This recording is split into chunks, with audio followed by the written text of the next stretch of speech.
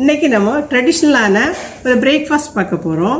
அது வந்து Nagercoil side famous ஆனது தக்கடின்னு சொல்லுவாங்க. இதை சக்கவலின்னு சிலவங்க சொல்லுவாங்க. இதை எப்படி செய்யலான்னு பார்ப்போம். இதுக்கு நம்ம அரிசி மாவு எடுத்துருக்குறோம். 3 கப்பு அரிசி மாவு. அதுக்கு கூட விரால் 3/4 கிலோ விராலை கழுவி க்ளீன் பண்ணி வச்சுருக்கிறேன். விரால்லையும் செய்யலாம், மட்டனில் செய்யலாம், சிக்கனில் செய்யலாம். சிக்கனில் செய்யும்போது நம்ம சிக்கன் மசாலா கூடுதலாக ஆட் பண்ணணும். விராலில் செய்யும்போது வெறும் பெருஞ்சீரகம் தேங்காய் மட்டும் அரைச்சி செய்யணும். இதுக்கு தேவையான பொருள் என்னதெல்லாம் பார்க்கலாம். நான் வந்து 3/4 கிலோ விரால் எடுத்து க்ளீன் பண்ணி அதுக்கு கூட இஞ்சி பூண்டு பேஸ்ட்டும் போட்டு உப்பு மிளகெல்லாம் போட்டு விரைவி வச்சுருக்கிறேன். இதுக்கு அரைக்கிறதுக்கு 1 ஸ்பூன் பெருஞ்சீரகமும் 1/4 கப்பு தேங்காயும் எடுத்து வச்சுருக்கேன். இது ரெண்டையும் மையாக அரைச்சி இதுக்கு கூட சேர்த்து செய்யணும். அதுக்கு தேவையானது 2 டேபிள் ஸ்பூன் மல்லிப்பொடி, 1 டேபிள் ஸ்பூன் வத்தல் பொடி, 1/2 ஸ்பூன் மஞ்சத்தூள். வதக்கிறதுக்கு 2 பெரிய வெங்காயத்தை வெட்டி வச்சுருக்கிறேன், 2 தக்காளி நறுக்கி வச்சுருக்கிறேன், கூட 2 பச்சை மிளகாய், கருவேப்பிலை, இஞ்சி பூண்டு பேஸ்ட்டு இதெல்லாம் போட்டு ஒரு கிரேவி செய்து இந்த கிரேவியில் உள்ள அந்த சால்னாவை ஊற்றி இந்த அரிசி மாவை விரவி இதை வந்து தட்டி தட்டி நம்ம செய்வோம். எப்படி செய்யலான்னு பார்ப்போம். நம்ம இப்போ இந்த விராலில் கிரேவி செய்து அதில் உள்ள சால்னாவை ஊற்றி தான் நம்ம இதில் அரிசி மாவில் விரவி செய்ய போகிறோம். அதுக்கு 2 டேபிள் ஸ்பூன் ஆயில் ஊற்றிருக்கிறேன்.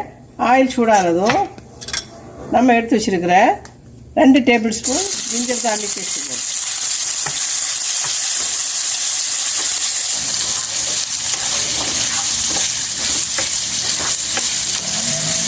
வெங்காயம் நல்லா வதங்கியாச்சு. இதுக்கு கூட நம்ம கட் பண்ணி வச்சுருக்க 2 தக்காளி இதையும் சேர்த்து இது நல்லா வதங்கட்டும். இதுக்கு தேவையான கொஞ்சம் உப்பு போடுவோம், அப்போ சீக்கிரமாக வதங்கும். கொஞ்சம் மூடி வச்சு வேக. இது கூட தக்காளி உண்டி நல்லா வதங்கியாச்சு. நம்ம மசாலா தடவி வச்சுருக்கிற ப்ரானை சேர்த்து இதை வேக வைப்போம். இதே உள்ளி தக்காளி கூட நல்லா வேகட்டும். வெந்தப்புறம் மசாலா எல்லாம் சேர்க்கலாம். ப்ரான் நல்லா வெந்து வந்தாச்சு. இதுக்கு கூட நம்ம எடுத்துக்க மசாலா பொடியெல்லாம் சேர்ப்போம். இதில் நம்ம 2 ஸ்பூன் வத்தல் பொடி, அதுக்கு கூட 1/2 ஸ்பூன் மஞ்சள் தூள், 2 டேபிள் ஸ்பூன் மல்லிப்பொடி. கிரேவிக்கு வேண்டி மல்லிப்பொடி கொஞ்சம் ஜாஸ்தியாக சேர்க்கலாம். இது தேங்காயும் பெருஞ்சீரகமும் அரைச்சி எடுத்துகிட்டு வந்தாச்சு மிக்சியில். இதையும் இது கூட சேர்க்கணும். இப்போ நம்ம தேங்காய் அரைச்சதை கிண்டியாச்சு போட்டு இது மசாலா கூட நல்லா மிக்ஸ் ஆயாச்சு. நம்ம கிரேவிக்கு வேண்டி 1 கப்பு தேங்காய் பால் சேர்ப்போம். 1 கப்பு வந்து நம்ம எல்லாம் மாவெல்லாம் மிக்ஸ் பண்ணும்போது சேர்க்கலாம். 1 கப் தேங்காய் பாலும் 1 கப்பு தண்ணியும் ஊற்றி இப்போ இந்த கிரேவியை நம்ம மாவில் ஊற்றி கிண்டி அதை ரவுண்டாக தட்டி எடுக்க போகிறோம். கிரேவிக்கு தேவையான உப்பை போட்டு மிக்ஸ் பண்ணி நல்லா கொதிக்க விடும். கொதிச்சப்பறம் இதுலேருந்து நம்ம கிரேவி எடுக்கலாம். நம்ம இப்போ இதில் இருந்து ஒரு 3 கப்பு கிரேவியை எடுக்க போகிறோம் ஒரு பாத்திரத்துக்கு. இதில் மாவை கிண்டுனா மாவு வந்து டேஸ்ட்டாக இருக்கும். அதனால் ப்ளைன் வாட்டரில் கிண்டதை விட அந்த மசாலா தண்ணியில் கிண்டினா நல்லாயிருக்கும். நம்ம மாவு கிண்டதுக்கு இந்த கிரேவி ரெடி ஆயிடுச்சு.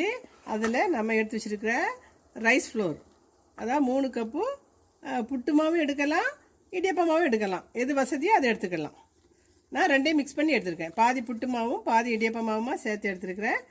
இதை நல்லா மிக்ஸ் பண்ணி நல்லா சாஃப்டாக்கி ரவுண்டாக பிடிச்சி இப்போ நம்ம செய்யலாம். வச்சு பிசைஞ்சு எடுத்துக்கலாம். மசாலா ஊற்றி கிண்டி எடுத்த மாவில் தேங்காய் போட்டு இதை தேங்காய் பல்லுலாம் வெட்டி போடலாம். ஏன்னா பல்லுலாம் இல்லாததுனால நான் துருவின தேங்காய் போட்டிருக்கேன். அதுக்கு கூட 2 பச்சை மிளகாய் கறி போட்டு கொஞ்சம் ஆனியனையும் போட்டு பிசைஞ்சு நம்ம ரவுண்டாக உருட்டி எடுக்கணும். நம்ம மாவை விரவி இப்படி நல்லா ஸ்மூத்தாக எடுத்து வச்சுக்கணும். இதில் நமக்கு என்ன ஷேப் வேணுமோ 3 ஷேப்பில் செய்யலாம். அதாவது இப்படி ரவுண்டாக எடுத்து நல்ல பாலாக உருட்டி இப்படி சப்பி ஒரு மெத்தடில் செய்வாங்க. அடுத்தது இப்படி கொஞ்சமாக மாவு எடுத்து நல்லா உருட்டிக்கிட்டு இப்படி கையில் வச்சு இப்படி கொலக்கட்டை மாதிரி இந்த ஷேப்பில் செய்வாங்க. அடுத்தது இப்படி ரவுண்டாக பால் மாதிரி உருட்டிக்கிட்டு இதில் ஒரு குழி போட்டு இப்படி செய்வாங்க. இப்படி 3 மெத்தடில் செய்வாங்க. ஆனால் சின்னதாக விராலுக்கு வந்து இந்த மாதிரி மெத்தடில் தான் மேக்ஸிமம் போடுவாங்க. இதையும் போடுவாங்க. இது வந்து மட்டன் சிக்கன் செய்யும்போது இந்த மாதிரி கொலக்கட்டை மாதிரி பிடிச்சி போடுவாங்க. இது டேஸ்ட் எல்லாமே டேஸ்ட்டு நல்லாயிருக்கும். இது உள்ள மசாலாலாம் ஏறி நல்ல வெந்து அழகாக வரும் சூப்பராகிட்டு. இதே மாதிரி எல்லாம் செய்து ஃபினிஷ் பண்ணிவிட்டு காமிக்கிறேன். இப்போ நம்ம பாதி உருண்டையை வந்து அவிச்சு போடுவோம். அப்போ கரையாமல் இருக்கும். பாதி உருண்டையை இந்த குழம்புல போடுவோம். இந்த கொஞ்சம் குழம்பு வச்சு மேக் பண்ணி வச்சுருக்குறோம். இந்த தண்ணியும் குழம்புமா 1 லிட்டர் வச்சுருக்கிறோம் ஒரு பெரிய பாத்திரத்தில். இது கொதிக்கும் போது இதில் இந்த நம்ம உருட்டி வச்சுருக்க இந்த உருண்டையில எல்லாம் போடணும். நம்ம அந்த உருண்டையெல்லாம் ஸ்டீம் பண்ணி எடுக்கலாம். அதுக்கு ஒரு ஸ்டீமரில் வச்சு ஸ்டீம் பண்ணுறோம். நம்ம இந்த கிரேவி செய்ததெல்லாம் இதில் ஊற்றி விராலை மட்டும் கொஞ்சம் தனியாக வச்சுக்கிட்டு லாஸ்ட்டில் போட்டுக்கலாம். கிரேவியை ஊற்றி அதுக்கு கூட 1 லிட்டர் தண்ணி ஊற்றி தேங்காய் பால் 1 கப் தேங்காய் பால் ஊற்றி தேவையான உப்பு போட்டு நம்ம கொதிக்க விடும். கொதிக்கும் போது நம்ம உருட்டி வச்சிருக்கிற சக்கவள்ளி எல்லாம் போடலாம். இப்போ மசாலா தண்ணி நல்லா கொதிக்குது. இந்த கிரேவியும் மசாலாவும் சேர்ந்து இதில் நம்ம உருட்டி வச்சிருக்கிற தக்கடி எல்லாத்தையும் போடலாம். எல்லா சைடும் போட்டு விடணும். கொஞ்சம் கொஞ்சமாக எல்லா சைடும் இப்படி போட்டு விடுவோம். எல்லாத்தையும் போட்டாச்சு. இந்த மேலே வரும். எல்லா கொலக்கட்டை மாதிரி நம்ம உருட்டி போட்டிருக்கோம்ல, இந்த தக்கடி எல்லாம் மேலே இப்போ எழும்பி வரும். அதுக்கு கூட நம்ம பாயில் பண்ணி வைக்கோம்ல, அந்த உருண்டையும் சேர்க்கணும். எல்லாத்தையும் சேர்த்து மிக்ஸ் பண்ணிவிட்டு காமிக்கிறேன். இப்போ நம்ம கிரேவியில் உள்ள விரால் எல்லாத்தையும் இந்த கிரேவியில் சேர்த்துடலாம். தக்கடி கிரேவி எல்லாம் வெந்து வருது. நம்ம ஒரு செட்டு தக்கடியை பாயில் பண்ண வச்சுருந்தோம். அது நல்லா வெந்தாச்சு. அதை இது கூட சேர்ப்போம். இது இப்படி போட்டால் கொஞ்சம் திக்காக அப்படி இருக்கும், கரையாது. இது ஒரு கொதிக்கட்டும். ஒரு 5 நிமிஷம் எல்லாம் கொதிச்ச பிறகு செட் ஆயிரும். அதுக்கப்புறம் டிஸ்பிளேல பார்ப்போம். டிஸ்பிளே பவுலுக்கு மாற்றுவோம். சர்விங் பவுலுக்கு மாற்றுவேன். தக்கடி ரெடி ஆயிடுச்சு. நான் விரால் வச்சு செஞ்சுருக்கிறேன். இது ஹாட் ஸ்பைசியாக சூப்பராக இருக்கும். பிள்ளைங்கள்லாம் விரும்பி சாப்பிடுவாங்க. இதை பவுலில் எடுத்து நம்ம சாப்பிட்றதுக்கு ரொம்ப டேஸ்ட்டாக இருக்கும். நைட்டும் செய்யலாம், மார்னிங்கும் செய்யலாம். இதை அடிக்கடி செய்து கொடுத்து பாருங்கள். பிள்ளைங்க ஒரு தடவை செய்து கொடுத்தா திரும்பியும் செய்து கேட்பாங்க.